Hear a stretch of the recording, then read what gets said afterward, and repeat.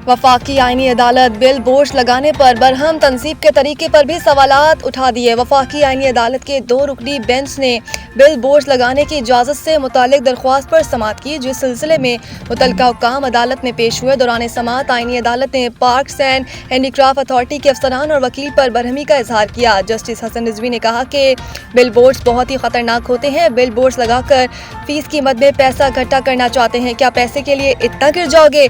Justice Hasan ने parks authority के वकील से इस्तफसार किया कि फीस के लिए लोगों की जिंदगियों को खतरे में डालना चाहते हैं। बिल बोर्ड्स गिरने से कोई नुकसान हो गया तो कौन जिम्मेदार होगा? क्या अथॉरिटी जानी और माली नुकसान की जिम्मेदारी लेने को तैयार है? आईनी अदालत ने बिल बोर्ड्स लगाने के तरीक़ेकार पर भी सवालात उठा दिए और इस मौके पर जस्टिस हसन ने कहा, आंधी तूफान में बिल बोर्ड्स गिर जाते हैं, क्या बिल बोर्ड्स लगाने से कबल जगह का तामीराती मेयार परखा जाता है? सुप्रीम कोर्ट बिल बोर्ड्स पर पाबंदी लगाए। जस्टिस हसन रिजवी का कहना था कि आइंदा समाअत पर अपील वापस लेने की बात कीजिएगा। बिल बोर्ड्स लगाने की इजाज़त पर बात की तो जुर्माने के साथ अपील मुस्तरद करेंगे। बाद अज़ा वफाकी आईनी अदालत के 2 रुकनी बेंच ने दरख्वास्त पर समाअत गैर मुअय्यना मुद्दत तक मुलतवी कर दी।